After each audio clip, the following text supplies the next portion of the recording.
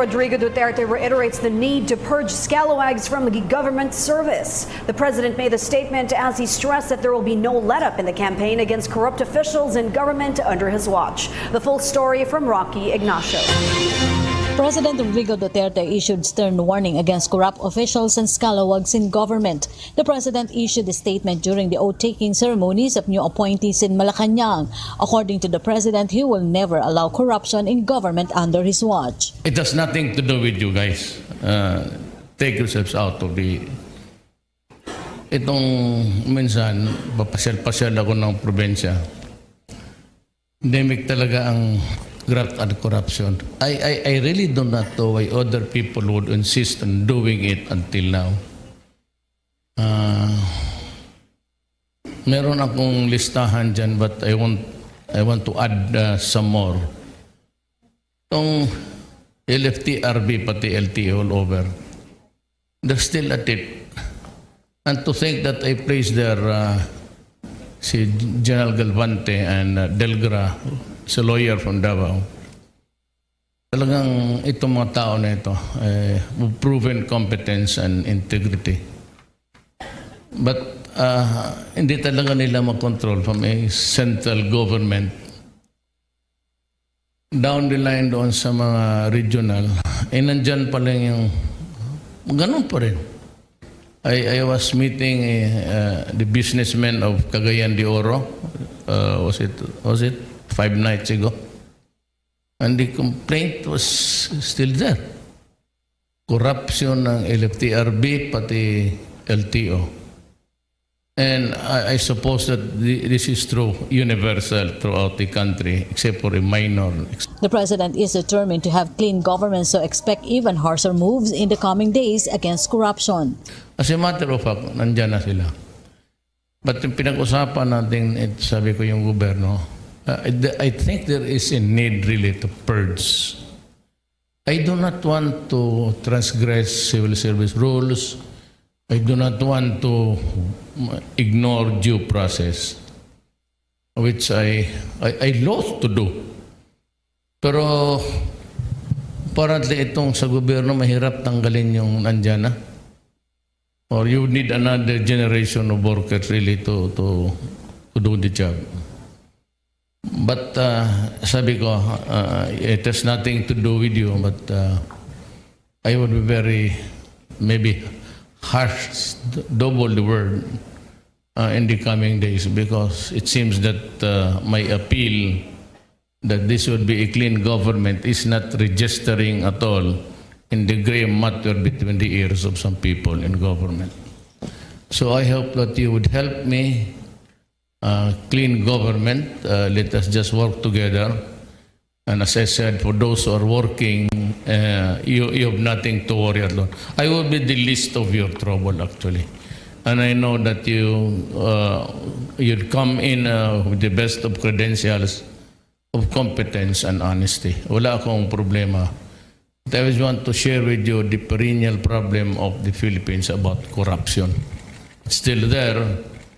And I still have to show to you the list of the rest of the scalawags in government. More judges, more policemen, Tatlong bilanggong Chinese ang patay ng saksakin sa loob ng Just Davao like corruption, the Prison president said there would be no let-up in the fight against illegal drugs. Sina Chukin Tu alias Tony Lim, Li Lanyan alias Jackson Lee, at Wong Mentin alias and with Wang the confirmed Mintin, dahil napunan 600,000, sila ng it's really a pandemic thing.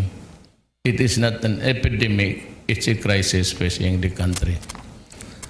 I do not want to pull my own chair. Magyabang ako sa inyo. I was just thinking that kung hindi ako naging presidente, and given the contamination of the police into the industry,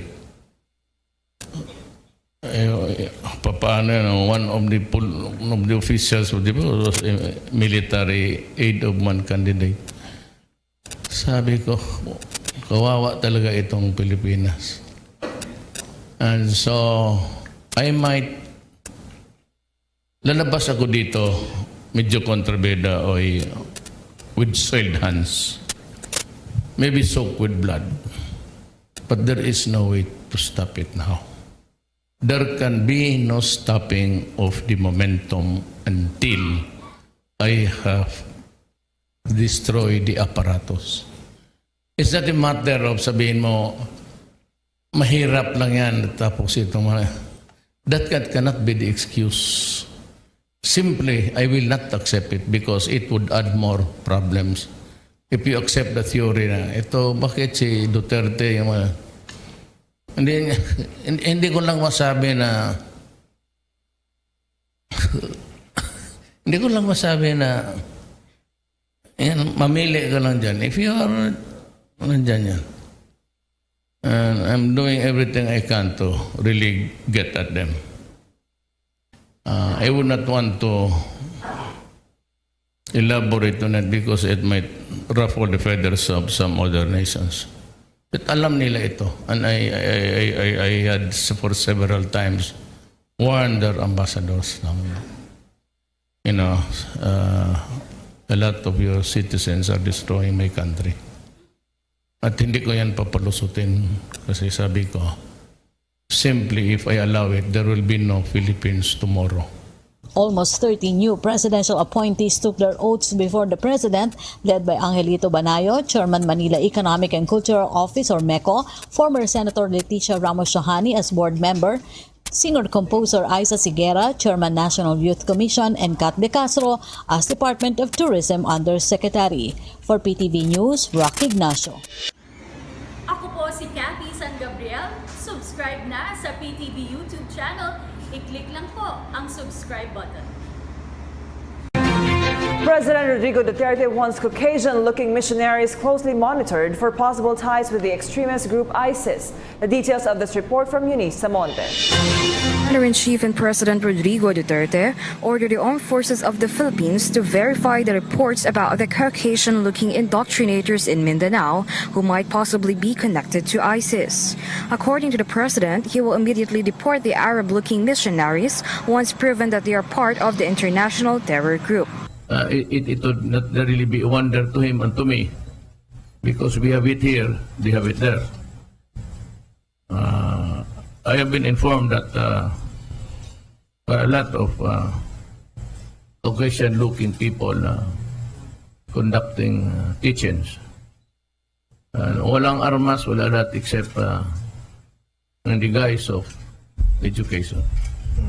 Sir. They are foreigners and I told the military to validate it and arrest all of them and we will deport them. It can also be recalled that the President earlier announced this incident during his visit to the troops of 1st Infantry Division in Zamboanga del Sur on Wednesday.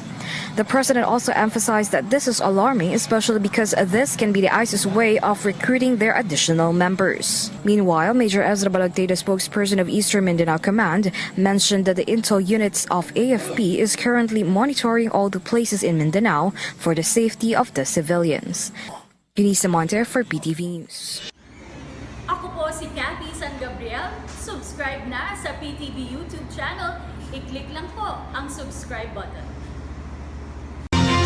China is eyeing to increase its investments in the Philippines as part of its strategy to boost economic ties with Southeast Asian countries. China ASEAN Business Council Executive President Ningning Su said Chinese investments in Manila has remained low compared to its ASEAN neighbors. Data from the Chinese Ministry of Commerce show that Chinese foreign direct investments, or FDIs, in the Philippines in 2013 only reached $692 million, only above Brunei Darussalam with FDI from China amounting to $72 million. Chinese FDI inflows in other ASEAN countries were higher the same year, such as Singapore with $14.75 billion, Indonesia with $4.66 billion, Myanmar with $3.57 billion, Cambodia with $2.85 billion, billion, Laos with 2.77 billion, Thailand with 2.47 billion, and Malaysia with $1.67 billion. Ako po si Cathy San Gabriel. Subscribe na sa PTV YouTube channel. I-click lang po ang subscribe button.